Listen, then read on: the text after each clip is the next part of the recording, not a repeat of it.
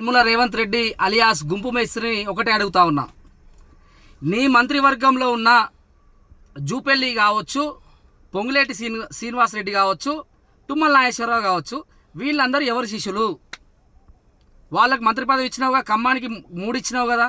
జై తెలంగాణ అంటే సమైక్యవాదులతో కలిసి తెలంగాణ బిడ్డల్ని పొట్టు పొట్టు కొట్టించిన కొండా సురేఖ కావచ్చు, తుమ్మల నాగేశ్వరరావుకు మినిస్టర్ ఇస్తావు. కానీ అదే బీఆర్ఎస్ గవర్నమెంట్ ఉన్నప్పుడు గవర్నమెంట్నే ఆయన తన రాజీనామాతోటి మునుగోడు ప్రజల కష్టాలను తీర్చిన రాజగోపాల్ రెడ్డికి నువ్వు ఎందుకు మంత్రి పదవి ఇవ్వవు?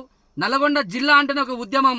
నల్గొండ జిల్లాకి 3 పదవులు ఇస్తానికి ఎందుకు రేవంత్ రెడ్డి భయపడతా ఉండు? 100% రాజగోపాల్ రెడ్డిని చూసి రేవంత్ రెడ్డి భయపడుతున్నాను నేను చెప్తా ఉన్నా. అందరికీ నమస్తే, వెల్కమ్ టు ఐ మీడియా. నేను మీ క్వశ్చన్ రైజర్ శంకు యాదవ్. వాస్తవంగా తెలంగాణ రాష్ట్రం రావడానికి ముందడుగేసింది నల్గొండ జిల్లాలో ఉన్న ముఖ్య నేతలలో కోమటిరెడ్డి రాజగోపాల్ రెడ్డి గారు ముందంజలో ఉంటారు. అంటే కోమటిరెడ్డి రాజగోపాల్ రెడ్డి అని నేను ఎందుకు మాట్లాడుతున్నానంటే, చూస్తూ ఉన్నాం కాంగ్రెస్ ప్రభుత్వం వచ్చిన దగ్గర నుంచి మరి రేవంత్ రెడ్డి అనే వ్యక్తి ఎన్ని డ్రామాలు ఆడుతూ ఉండు, రేవంత్ రెడ్డి ఏం చేస్తూ ఉండు అనేది ఇక ప్రజలకు తెలుసు. నిన్న కూడా గద్దర్ అవార్డ్స్ అని చెప్పి పుష్పరాజ్ అని చెప్పి ఇజ్జత్ తీసుకునే పరిస్థితి ఉంది. ఇక స్మగ్లింగ్ సినిమాకి గద్దర్ అవార్డ్ అని పేరు పెట్టి ఇవ్వడం చాలా నెటిజన్లు కూడా సిగ్గుతో తలదించుకుంటారు. అసలు ఏం నడుస్తుంది ఈ రాష్ట్రంలో అని. సో రేవంత్ రెడ్డి జిల్లాల ఆల్రెడీ 2 మంత్రి పదవులు ఉన్నాయి. ఈయన కింద 4 మంత్రులు ఉన్నాయి. ముఖ్యమంత్రి ఈయనే, హోంశాఖ ఈయన కిందనే పెట్టుకుండు, విద్యాశాఖ ఈయన కిందనే పెట్టుకుండు, మున్సిపల్ శాఖ ఈయన కిందనే పెట్టుకుండు. మరి ఈ తెలంగాణ రావడానికి నల్గొండ జిల్లాలో ఉన్న నల్గొండ జిల్లా అంటేనే ఒక విప్లవం, నల్గొండ జిల్లా అంటేనే ఒక యుద్ధం. ఎక్కడ కూడా ఏ ఉద్యమం నడవాలన్నా కూడా నల్గొండ బిడ్డలే ముందలుగుంటారు. మరి ఇవాళ నువ్వు ఖమ్మంలో 3 మంత్రి పదవులు ఇచ్చినావు. రేవంత్ రెడ్డి ఖమ్మంలో 3 మంత్రి పదవులు ఇచ్చారు. ఇలా నల్గొండ జిల్లాలో ఎందుకు వేయలేకపోతుండు? ఇక్కడ క్రూర వృద్ధులు పెద్దలు జానారెడ్డి, ఇక్కడ నల్గొండ జిల్లాల ఒక మంచి కోల్డ్ వార్ నడుస్తూ ఉంది. కోల్డ్ వార్ అంటే ఎట్లా నడుస్తూ ఉందంటే, జానారెడ్డి ఏదైతే ఉందో ఇప్పుడు అలా పెద్ద కొడుకుని ఎంపీ చేసిండు, చిన్న కొడుకుని నాగార్జున సాగర్లా ఎమ్మెల్యేని చేసిండు. ఇక్కడ రాజగోపాల్ రెడ్డికి వస్తే వీళ్లకు రాజకీయంగా మనుగడ ఉండడం అనే కాన్సెప్ట్ తోటి ఇక్కడ 2 వర్గాలు కనిపిస్తూ ఉన్నాయి. ఇక్కడ జానారెడ్డి ఇప్పుడు ఆయనకు సంబంధించిన 2 కొడుకులు రేవంత్ రెడ్డి వర్గంగా కనిపిస్తూ ఉంది. ఇక్కడ ఏదైతే రాజగోపాల్ రెడ్డి నిజంగా మొన్న పార్లమెంట్ ఎలక్షన్లో రాజగోపాల్ రెడ్డి సవాల్ తీసుకొని గెలిపేయడం జరిగింది.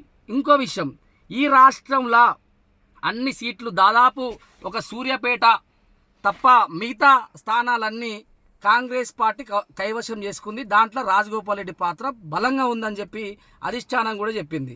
ఇంకోటి, గత ప్రభుత్వం ఏదైతే బీఆర్ఎస్లో ఉన్నప్పుడు మునుగోడు అన్యాయం అవుతుంది, నేను రాజీనామా చేస్తా అని కేసీఆర్ లాంటి పెద్ద నేతలని నియోజకవర్గానికి మండలానికో మంత్రికి ఇన్ఛార్జ్ ఇచ్చే స్థాయికి రాజగోపాల్ రెడ్డి తీసుకుపోలేదని నేను అడుగుతా ఉన్నా. ఇలా గమ్మతి ముచ్చట ఏంటంటే, రేవంత్ రెడ్డి మొత్తం ఏదైతే నిన్న కూడా మొన్న ఒక 3 మంత్రి పదవులు ఇచ్చారు. అడ్లూరు లక్ష్మణ్ అన్నకి, వివేక్ అన్నకి, శ్రీహర్ అన్నకి ఇచ్చారు. దాని తర్వాత మరి రంగారెడ్డి జిల్లా కూడా ఉంది. రంగారెడ్డి జిల్లాలో అసలు మంత్రులే లేరు.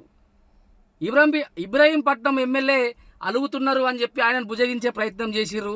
మళ్ళీ ఇక్కడ రాజగోపాల్ రెడ్డి కూడా అలుగుతుండు అని చెప్పి ఆయనను కూడా భుజగించే ప్రయత్నం చేస్తుందని చెప్పి కూడా తెలియజేయడం జరిగింది. ఇక్కడ మెయిన్ ఉద్దేశం ఏంటంటే, రాజగోపాల్ రెడ్డికి మంత్రి పదవి వస్తే నల్లగొండ జిల్లాల కొంతమంది దుకాణాలు బంద్ అవుతాయి అనే కాన్సెప్ట్ తోటే, ఇక్కడ రేవంత్ రెడ్డి వర్గం అనేది కూడా ఉండదు అనే కాన్సెప్ట్ తోటే రాజగోపాల్ రెడ్డికి ఇవ్వట్లేదు.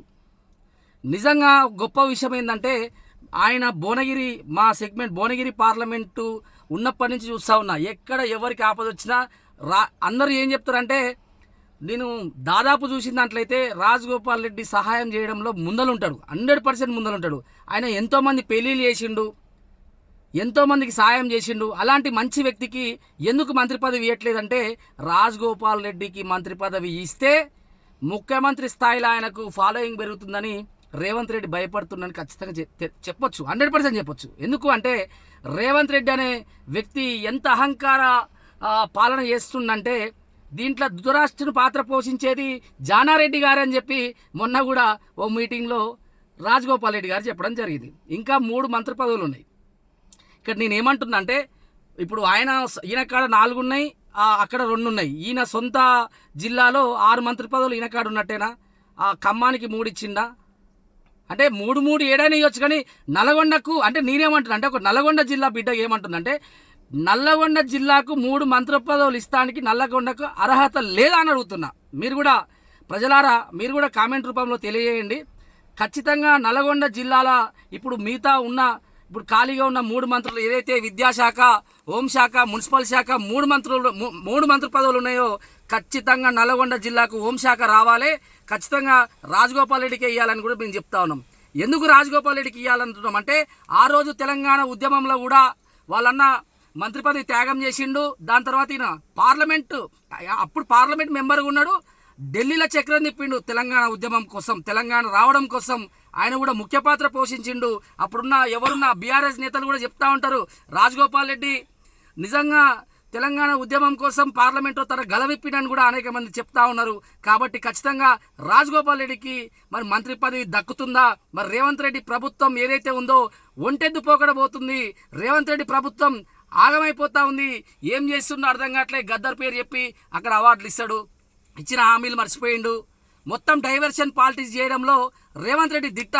కానీ మేమేమంటాం అంటే నల్గొండ జిల్లా వాసులుగా, నల్గొండ జిల్లాలో పుట్టిన బిడ్డలుగా మేము ఒకటే అడుగుతాం, రాజగోపాల్ రెడ్డికి మంత్రి పదవి ఖచ్చితంగా ఇవ్వాలి.